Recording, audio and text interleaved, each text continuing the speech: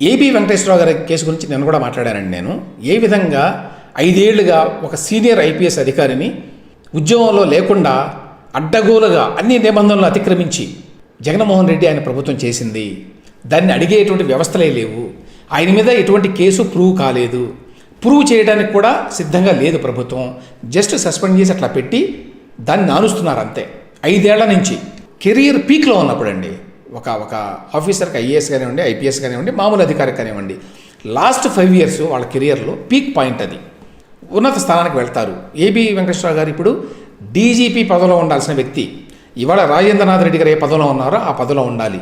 యాక్చువల్గా ఏబీవీ గారు మన రాజేంద్రనాథ్ రెడ్డి గారి కంటే సీనియర్. ఈయన యాక్చువల్గా ప్యానల్లో ఉండి డీజీపీ కావాల్సిన వ్యక్తి. అటువంటి వ్యక్తిని అరాచకంగా చేశారని చెప్పాను నిన్న.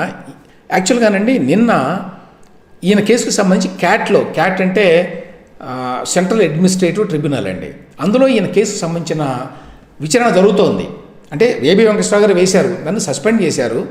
అప్పుడు నేను కోర్టుకు వెళ్తే సస్పెన్షన్ తీసేశారు వాళ్ళు. ఇంతకాలం పాటు మీరు సస్పెన్షన్లో ఉంచడానికి వీలు లేదు, దర్యాప్తు ఏమీ చేయకుండా, ఏది ప్రూవ్ చేయకుండా ఏదో ఆరోపణలు చేసి మీరు సస్పెండ్ చేస్తారంటే కుదరదు ఇంతకాలం పాటు అని తీసేశారు. అప్పుడు ఏం చేశారు, ఉద్యోగంలోకి తీసుకొని మళ్ళీ రెండోసారి సస్పెండ్ చేశారు.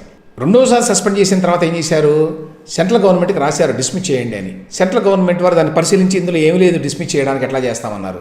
ఆ తర్వాత యూపీఎస్సీ కూడా పంపించారు. యూపీఎస్సీ వాళ్ళు కూడా ఇందులో డిస్మిస్ చేయడానికి ఏమీ లేదు అన్నారు, తగిన ప్రాతిపదిక లేదు అన్నారు అని స్టేట్ గవర్నమెంట్కి 2 సార్లు లేఖ రాసింది సెంట్రల్ హోమ్ మినిస్ట్రీ. ఏమని, అయ్యా మీరు పంపించారు, మేము పరిశీలించాము, యూపీఎస్సీ వారికి పంపించాము, వారు కూడా ఇందులో ఏమీ లేదు, ఇందులో మీరు డిస్మిస్ చేయడానికి వీల్లేదన్నారు, కాబట్టి తదంతర చర్యలు తీసుకుంటూ మాకు మీరు ఇన్ఫామ్ చేయండి అని లెటర్ రాస్తే జనవరిలో రాశారండి మొన్న. ఆ తర్వాత మళ్ళీ మార్చిలో రాశారు.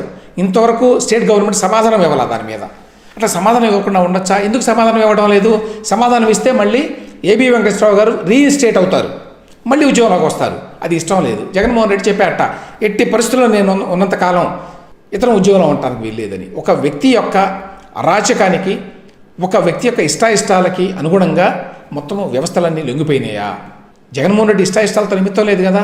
నిబంధనల ప్రకారం, నియమాల ప్రకారం, చట్ట ప్రకారం ఏబీవీ గారిని ఇంతకాలం పాటు సస్పెన్షన్లో ఉంచొచ్చా అనేది ఇందులో ప్రాతిపదిక లేదు అని చెప్తూనే ఒకవైపున, మరోవైపున దాని మీద ఎటువంటి చర్యలు తీసుకోకపోతే స్టేట్ గవర్నమెంట్, సెంట్రల్లో ఉన్న హోమ్ మినిస్ట్రీ వాళ్ళు కూడా పోస్ట్ మ్యాన్ లాగా వ్యవహరిస్తున్నారు కానీ స్పందన లేదండి. అయితే నిన్న క్యాట్లో ఆయన వేసిన కేసు మీద, అసలు యాక్చువల్ సస్పెన్షన్ మీద కేసు వేశారు. ఆయన వేస్తే ఆల్మోస్ట్ ఫైనల్ విచారణ నిన్న జరిగింది.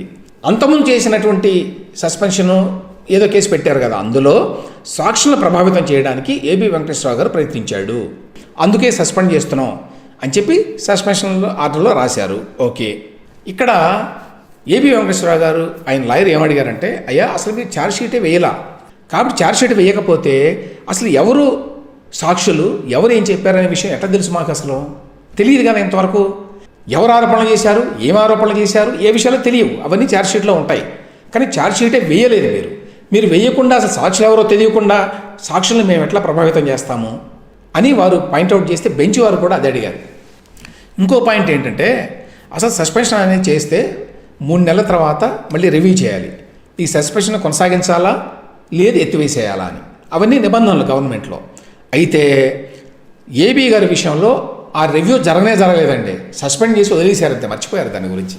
కాబట్టి ఇది కంప్లీట్ వైలేషన్ ఆఫ్ వాళ్ళ సర్వీస్ రూల్స్. ఆ వాదన చేస్తే యాక్చువల్గా తీర్పు రావాల్సిందండి.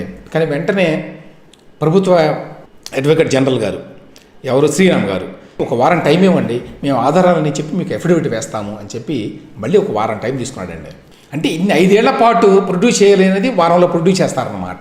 ఎందుకు తీసుకున్నాడు ఈ టైము? ఎట్లో కట్ట ఎన్నికల వరకు ఏబి వెంకటేశ్వరరావు గారు మళ్ళీ సర్వీస్లోకి రాకూడదు అనేటువంటి కుట్రతోటి, కుతంత్రంతో మాత్రమే ఈ కార్యక్రమాలు చేస్తున్నారు. కాబట్టి ఒక వారం తర్వాత, అంటే వచ్చే మంగళవారం అటండి మళ్ళీ కేసు, అప్పుడన్నా తేలుతుందో లేదో చూడాలి.